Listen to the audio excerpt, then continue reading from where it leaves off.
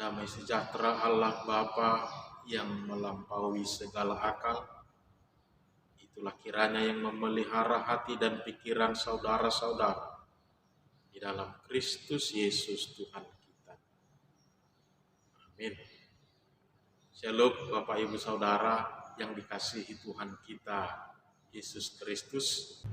Mari Bapak Ibu Saudara kita mendengarkan kembali firman Tuhan yang menjadi berita sukacita tertulis dalam kitab Yohanes pasal yang ke-6 ayat 60 sampai 63. Yohanes 6 ayat 60 sampai 63, beginilah firman Tuhan. Sesudah mendengar semuanya itu, banyak dari murid-murid Yesus yang berkata, "Perkataan ini keras, siapakah yang sanggup mendengarkannya?" Yesus yang dalam hatinya tahu bahwa murid-muridnya bersungut-sungut tentang hal itu, berkata kepada mereka, "Adakah perkataan itu mengguncangkan imanmu? Dan bagaimanakah jikalau kamu melihat Anak Manusia naik ke tempat di mana ia sebelumnya berada? Rohlah yang memberi hidup, daging sama sekali tidak berguna. Perkataan-perkataan yang kukatakan kepadamu adalah roh dan hidup." Demikian pembacaan firman Tuhan. Bapak Ibu Saudara yang dikasihi Tuhan kita Yesus Kristus, mempercayai sesuatu yang bukan berasal dari dunia ini, tentu ini menjadi sesuatu hal yang sangat sulit untuk diterima oleh orang-orang. Apalagi ketika kita memahaminya dari sudut pandang kita sendiri, dari logika berpikir kita, terlebih ketika kita tidak mengerti atau memahami hal itu. Maka ini akan menjadi sangat sulit untuk kita terima, apalagi untuk mempercayainya dalam kehidupan ini. Maka ini akan menjadi sesuatu hal yang bisa kita katakan sebuah hal yang mustahil terjadi dalam kehidupan kita. Bahkan ketika ini terus berlanjut, maka ini akan sering memunculkan perdebatan-perdebatan yang pada akhirnya akan menimbulkan perselisihan di dalam kehidupan orang-orang tersebut. Tentu ini bisa kita lihat ketika berbicara tentang Tuhan Yesus, ketika berbicara tentang mujizat-mujizat yang pernah Dia lakukan, bahkan tanda-tanda kemuliaan Allah yang selalu dinyatakan di dalam Tuhan kita Yesus Kristus. Ini sesuatu yang sangat susah untuk diterima dengan akal dan nalar pikiran manusia itu. Karena semakin kita ngotot, semakin kita memaksakan mengikutinya dengan akal dan pikiran kita, maka yang terjadi adalah semakin ribut, yang terjadi adalah semakin banyak perdebatan-perdebatan, bahkan perselisihan. Karena dari awal juga sudah kita pahami, kita sedang berbicara dengan seseorang yang tidak mempercayai atau mengerti dengan topik apa yang sedang kita bahas. Saudara-saudara yang dikasihi Tuhan kita Yesus Kristus, hal ini terjadi ketika Yesus datang menjelaskan kepada orang banyak bahwa yang menjadi tujuan mereka selalu datang mengikuti Tuhan Yesus kemanapun mereka berada. Janganlah hanya sebatas urusan perut semata. Janganlah hanya sebatas untuk menerima kebutuhan-kebutuhan secara jasmani saja. Tapi baiklah mereka juga memahami hal itu dengan baik. Bahkan tentang firman yang selalu diberitakan Tuhan Yesus. Bahkan tentang tanda-tanda mujizat yang selalu diperbuat oleh Tuhan Yesus. Baiklah, ini juga menjadi sebuah kekayaan iman kita untuk semakin mengenali Allah dan semakin menumbuhkan iman kepercayaan kita. Yesus memberikan teguran kepada orang banyak itu ketika mereka selalu datang berbondong-bondong mengikut Yesus, tapi sebenarnya tujuan mereka adalah hanya untuk memenuhi sebatas urusan perut saja. Secara tidak langsung Yesus mengatakan kepada mereka bahwa manusia itu hidup bukan hanya dari roti saja, tapi juga dari kebenaran firman Tuhan di dalam kehidupanmu. Yang artinya kita mau melihat bahwa jangan hanya supaya mendapatkan makanan saja engkau datang kepada Tuhan Yesus. Jangan hanya untuk mendapatkan berkat-Nya saja engkau datang mencari Yesus, tetapi yang lebih utama, yang lebih mulia yang harus engkau perhatikan adalah supaya engkau mendapatkan kehidupan yang kekal, supaya hidupmu benar-benar hidup di dalam roh dan kebenaran firman Tuhan. Karena itulah sebenarnya yang menjadi tujuan Tuhan Yesus datang ke dunia ini. Bukan hanya menyelamatkan manusia secara jasmani, tapi untuk memberikan kehidupan yang kekal, kehidupan selama-lamanya di dalam kerajaan surga yang abadi. Itulah yang kita lihat Bapak Ibu Saudara dalam perikop hari ini, di mana Yesus datang menjelaskan kepada mereka bahwa sebenarnya Dialah yang menjadi roti kehidupan itu. Yesus berkata di ayat 51, "Akulah roti hidup yang turun dari surga. Jikalau seorang makan dari roti ini, ia akan hidup selama-lamanya.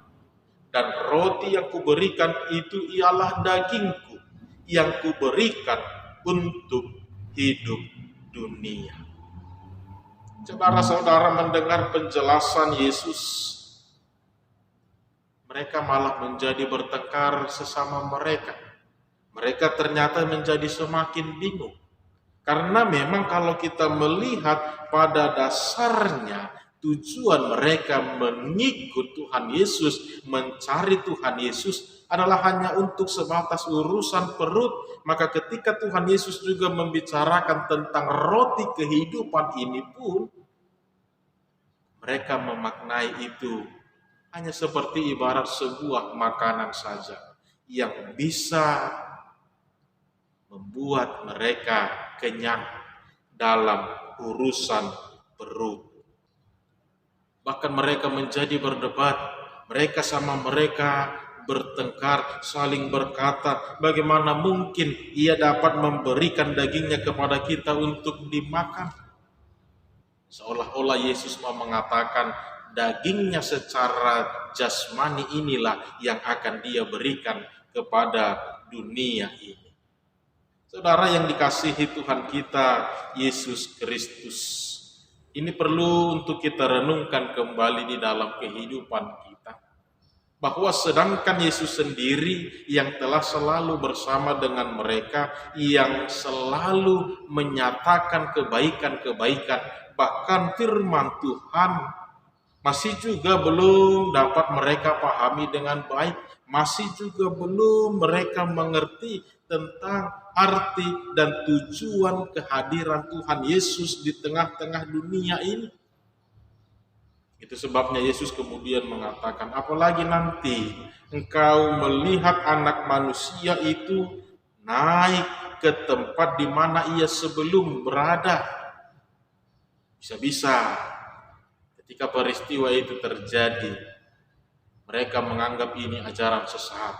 Mereka menganggap ini sesuatu yang dilakukan hanya dengan kekuasaan roh jahat saja. Seperti ketika Yesus berjalan di atas air, murid-murid melihat bahwa seolah-olah Yesus itu adalah hantu. Nah, saudara-saudara yang dikasihi Tuhan kita Yesus Kristus, berbicara tentang roti kehidupan, Yesus mengatakan kepada mereka bahwa dialah yang menjadi roti kehidupan itu. Dan ini haruslah bisa mereka pahami dengan baik, supaya mereka hidup di dalam iman yang kokoh, yang teguh, yang benar-benar menghidupkan dan menyelamatkan mereka. Supaya ketika tiba nanti waktunya di mana Tuhan Yesus menjalankan kembali apa yang telah diperintahkan Bapa kepadanya di dalam pengorbanannya di kayu salib. Bahkan berbicara tentang kenaikannya ke dalam kerajaan surga. Mereka menerimanya ini dengan sukacita. Mereka menerimanya ini di dalam kematangan iman bahwa benar Yesus itu telah naik ke surga. Bahwa benar Yesus itu terangkat pergi ke surga untuk menyediakan tempat bagi setiap orang yang percaya. Jadi bukan hanya lagi cerita urusan perut, jadi bukan hanya lagi cerita mengandalkan logika kita dalam kehidupan ini, tapi imanlah yang kita pakai untuk memahami tentang setiap perkataan dan perbuatan yang terjadi di dalam diri Yesus Kristus. Saudara yang dikasihi Tuhan kita Yesus Kristus, memang terkadang kita miris melihat apa yang sedang terjadi di tengah-tengah kehidupan kita. Bagaimana kita mempercayai sesuatu yang terjadi di dalam dunia ini. Ketika kita melihat sesuatu di luar dari kemampuan kita, di luar dari nalar kita, banyak persepsi kita mengatakan ini akibat dari kekuatan roh jahat, ini akibat dari kekuatan dunia ini. Saya mau mengatakan begini, bahwa kalau kita sanggup mengakui bahwa ada kekuatan dunia ini, ada kekuatan di dalam dunia ini, lalu mengapa kita sangat susah mengakui bahwa Allah juga lebih berkuasa di dalam dunia ini? Bahwa apa yang terjadi di dalam Yesus Kristus, dalam segala mujizat, dalam segala tanda-tanda kuasa Allah, mengapa orang-orang sangat susah memahami dari sudut pandang perspektif Allah yang hadir di dalam diri Yesus Kristus? Justru yang hadir adalah pikiran-pikiran negatif, justru yang hadir adalah asumsi-asumsi yang tidak baik. Tentu hal ini terjadi saudara-saudara karena memang selama hidup ini kita hanya selalu mengandalkan pikiran, kita hanya selalu mengandalkan logika kita, apalagi seperti yang selalu dikatakan bahwa harus ada tandanya dulu baru kami percaya, harus ada buktinya dulu barulah kami percaya. Padahal berbicara tentang iman, ini adalah sesuatu yang kita harapkan ini pasti terjadi, sekalipun ini tidak terjadi. Dan itu selalu kita nyatakan di dalam doa-doa kita kepada Tuhan. Maka Bapak Ibu Saudara di dalam Kristus Yesus Tuhan kita, peristiwa kenaikan Tuhan Yesus Kristus ini juga haruslah menjadi peristiwa iman bagi setiap orang percaya, terlebih dalam kehidupan saat ini, di mana kita tidak lagi menyaksikan secara kasat mata, tapi firman itu berkata kepada kita, benarlah bahwa Yesus telah naik ke surga. Benarlah bahwa Yesus telah kembali kepada kemuliaannya, dan dia telah mengatakan kepada setiap orang bahwa benar ia telah naik ke surga. Maka tidak ada yang perlu kita pertanyakan kembali bagaimana caranya, bagaimana surga itu, di mana tempatnya, dan lain segala macam. Karena hal-hal demikian tidak akan pernah selesai. Ketika kita memperdebatkan sesuatu yang tidak kita pahami, yang tidak kita mengerti, maka akhirnya adalah kita sendiri yang akan dirugikan. Seperti yang dilakukan oleh murid-murid, seperti yang terjadi kepada orang banyak. Mereka tidak mengerti, mereka tidak memahami dengan baik, akhirnya mereka menolak, bahkan mereka mengundurkan diri, mereka pulang meninggalkan Tuhan Yesus, mereka seperti kecewa. Bahkan mereka mengatakan, perkataan itu keras sekali. Padahal bukan perkataan itu yang keras, bukan perkataan itu yang susah untuk dimengerti. Tapi hati kita lah yang belum terbuka untuk mengimani. Hati kita lah yang masih ngotot dengan segala kepintaran kita, dengan segala pemahaman kita, sehingga roh itu tidak bekerja di dalam kehidupan kita. Firman itu tidak bekerja di dalam kehidupan. Walaupun kita tahu Allah bisa saja mengubahkan hati seseorang itu untuk percaya, untuk bisa memahaminya.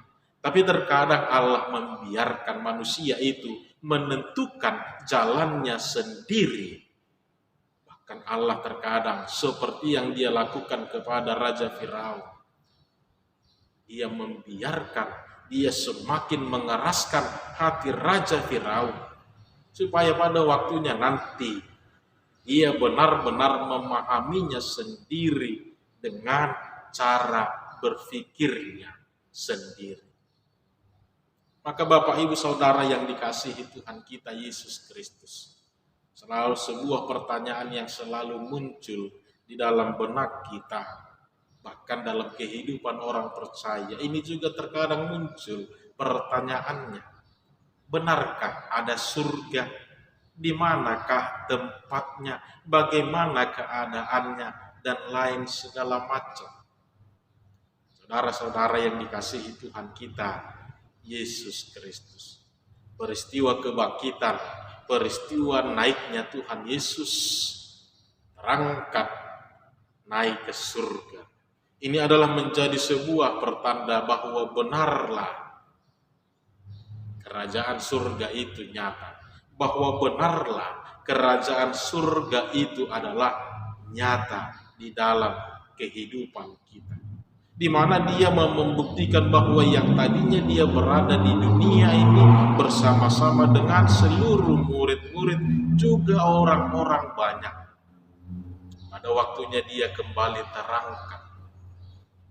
Tentu dia menuju kepada suatu tempat, dia menuju kepada suatu keadaan. Kalau dia mengatakan, Yesus berkata, di mana dia sebelumnya berada, maka ke situ jugalah dia akan kembali. Kita tahu, disitulah kerajaan surga itu. Disitulah tempat kemuliaan Allah bersemayam di dalam hadiratnya yang kudus. Hanya itu mungkin yang bisa kita pahami sesuai dengan apa yang difirmankan kepada kita. Kalau kita bertanya dan bertanya lagi bagaimana belum detail, bagaimana selanjutnya, mungkin ini akan membuat kita menjadi tidak percaya.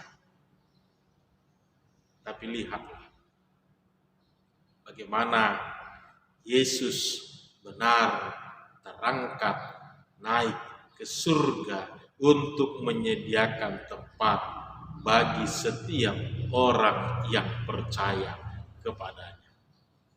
Saudara-saudara, penjelasan yang diberikan Tuhan Yesus kepada orang-orang pada saat itu ternyata bukan membuat mereka menjadi semakin percaya, bukan membuat mereka semakin mengenali karya Allah di dalam Yesus Kristus, tapi bahkan ini semakin membuat mereka bingung. Bahkan mereka berkata bahwa ini menggoncangkan iman mereka, ini membuat mereka seperti semakin dikelirukan, seolah-olah memberikan ajaran sesat kepada mereka, yang membuat mereka akhirnya pergi meninggalkan Tuhan Yesus, yang akhirnya membuat mereka pergi melupakan semua itu dan tidak menerimanya di dalam kehidupan mereka. Dalam situasi ini kita tahu bahwa tidak selamanya memang firman itu selalu mendapat respon yang baik. Namun satu hal kita mau belajar dalam hal ini, Yesus pernah berjanji bahwa Dia naik ke surga adalah untuk menyediakan tempat bagi orang yang percaya. Bagi orang yang percaya. Ketika ada orang yang tidak percaya dan dia pergi meninggalkan Tuhan kita, Yesus Kristus. Dalam konteks ini, kita mau mengatakan bahwa ini adalah sesuatu yang sudah pernah terjadi. Bahkan Yesus sendiri mengalami hal itu di dalam pelayanan. Maka dalam kehidupan kita saat ini juga, kita mau disadarkan bahwa surga telah disediakan bagi tempat orang-orang yang percaya. Artinya saya mau katakan begini Bapak Ibu, ketika ada orang-orang yang meninggalkan Tuhan Yesus, karena hal itu mungkin membuat iman mereka tergoncang, maka ini adalah hal yang sudah pernah terjadi.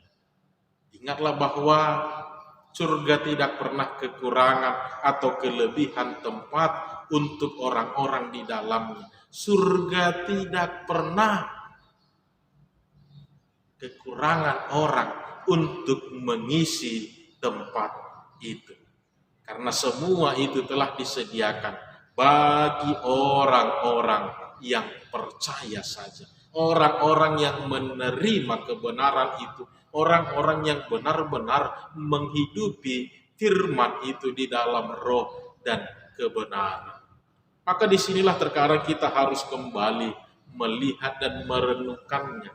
Ketika sesuatu itu membuat kita bingung, ketika sesuatu itu membuat kita semakin dilema di dalam kehidupan kita, maka kita harus melihat kembali bahwa ada satu waktu di mana kita memiliki hubungan relasi yang benar-benar indah di dalam Tuhan, yaitu di dalam berdoa kita. Di sini kita mau diajak untuk mengutarakan, menyampaikan, bahkan memberitahukan sepenuhnya kepada Tuhan, sekaligus untuk menerima, meminta tuntunan Roh Allah, supaya kita dibenarkan, supaya kita dimengerti kembali untuk menerima firman itu. Jadi bukan ditinggalkan, bukan melupakan semua itu, tapi membangun kembali relasi dengan sikap berdoa, dengan sebuah keintiman relasi kepada Tuhan untuk menyampaikan segala keraguan-raguan kita di dalam kehidupan kita ini. Maka dalam mempercayai peristiwa ini, supaya jangan pikiran kita yang menjadi andalan kita, firman Tuhan, maka biarlah baiklah semuanya dimulai di dalam sebuah pengenalan yang baik kepada Allah, di dalam sikap berdoa, supaya benar di dalam iman engkau menyaksikan bahwa benar Kristus telah naik ke surga, benar bahwa Yesus telah naik ke surga. Tuhan Yesus memberkati.